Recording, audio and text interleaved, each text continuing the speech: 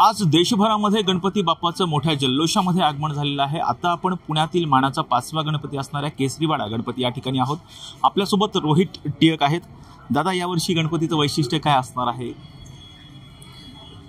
केसरी गणेश उत्सवची एक ओळख राहिलेली आहे कायम की 10 दिवस सांस्कृतिक व्याख्यानं असे एक भरघोस कार्यक्रम इथे या अंगणात होत असतात।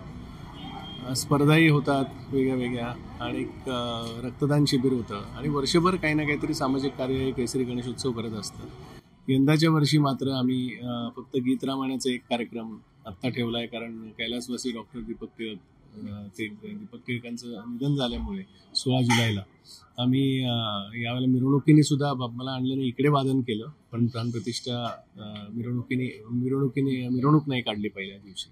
त्यामुळे यंदाच्या वर्षी आम्ही सांस्कृतिक कार्यक्रम हे ठेवत नाही होत, नुकतेच त्यांचे निधन झाल्यामुळे।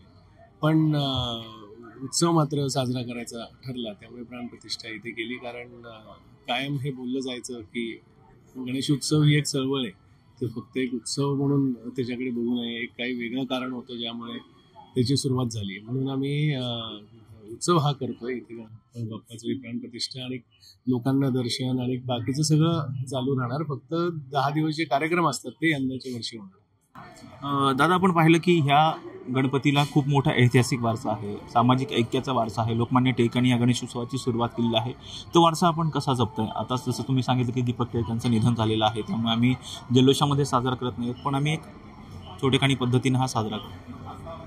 शेवटी एक वेगळा दृष्टिकोन होता हा गणेशोत्सव चालू करण्यामागे, आणि तेव्हा सगळ्यांना एकत्र करणं, एक सामाजिक बांधिलकी निर्माण व्हावं आणि समाजसेवासुद्धा एक मोठ्या प्रमाणात व्हावी, त्याकरता हा उत्सव तेव्हा आवाहन करण्यात आलं। आणि आपण बघतो हजारो लाखोच्या संख्येने करोडोच्या संख्येने लोक या उत्सवात आता सहभागी झालेले आहेत। आणि मंडळ आता फक्त 10 दिवस नाही पण वर्षभर कार्यरत या निमित्ताने राहतात, किंवा जे या उत्सवात सहभागी होत आहेत ते वर्षभर काही ना काहीतरी काम करत आहेत। त्याच्यामुळे ही एक खूप चांगली गोष्ट घडते आणि तीच लोकमान्यांनासुद्धा अभिप्रेत होती की सगळ्यांनी एकत्र यावं, एकमेकांच्या मदतीलाही यावं, फक्त 10 दिवसापुरता हा मर्यादित उत्सव ठेवू नये। त्याच्यामुळे तोच वारसा पुढे चालू ठेवण्याचा, ती लिगसी पुढे चालू ठेवण्याचा आम्ही प्रयत्न करतो। मी मगाशी म्हटलं तसं वर्षभर कार्यक्रम काही ना काहीतरी करत असतो आम्ही, आणि कधी काय सामाजिक कुठलीही गरज काय पडली तर केसरी गणेश उत्सव हे त्याच्यातही हातभार हा कायम लावतं। आणि तेच खरं वैशिष्ट्यसुद्धा आता बनलं आहे या उत्सवाचं की आपण कोविडसारख्या वेळेलासुद्धा बघितलं तर मंडळाचे कार्यकर्ते हे रस्त्यावर होते, जीवाची पर्वा न करता लोकांच्या मदतीला होते।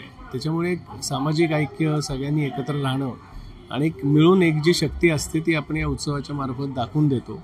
त्याच्यामुळे तीच परंपरा पुढे चालू ठेवण्याचा प्रयत्न आम्ही आमच्याकडनं करत असतो।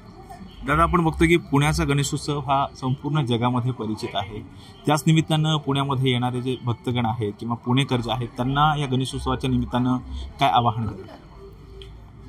निश्चितपणे, कारण पुण्यात या उत्सवाला सार्वजनिक ग्रुपचं आव्हान जेव्हा झालं तेव्हा पुण्यात एक खूप मोठ्या प्रमाणात हा उत्सव साजरी व्हायला लागला। आणि आज आपण बघतो की लाखोच्या संख्येने लोक ही दरवेळेला उत्सवात इकडे बघायला येतात, वेगळे देखावे बघायला येतात, मंडळाचं काय काम चाललंय ते बघायला येतात। असंच प्रेम हे लोकांचं राहावं, या उत्सवात मोठ्या प्रमाणात सहभागी व्हावं, आणि फक्त इकडेच असं नाही पण आपापल्या ठिकाणी सुद्धा गावी जेव्हा ते जातात तेव्हा या धार्मिक उत्सव, सामाजिक उत्सव हे या माध्यमातून सगळेजण एकत्र येत असतो। त्याच्यामुळे तो जो एक सामाजिक बांधिलकी निर्माण होते त्याचा एक चांगल्या करताचा वापर हा व्हावा। ही जी ऐक्य, ही जी एकी आहे, त्यांनी समाजाला लागणाऱ्या गरजांकरता याचा वापर केला जावा। आणि मग लोकांपुढे अडचणी कुठल्या आल्या तरी जेव्हा सगळी एवढी करोडोच्या संख्येने लोक जेव्हा एकत्र मदतीला येतात तेव्हा ती संकटंसुद्धा आपल्याला फार काय वाटत नाहीत आणि आपण त्याच्यावर मार्ग काढू शकतो। त्यामुळे अशा प्रकारचंच कार्य हे होत राहावं या निमित्ताने मला सगळ्यांना विनंती करावीशी वाटेल। आपण पाहतो की या ठिकाणी मोठ्या संख्येने भक्तगण जे आहेत ते गणपती बाप्पांचं दर्शन घेण्यासाठी केसरीवाड्यामध्ये आल्याचं पाहायला मिळतं। प्रेरणा परब खोसह राजरत्न जोंधे, टॉप न्यूज मराठी, पुणे।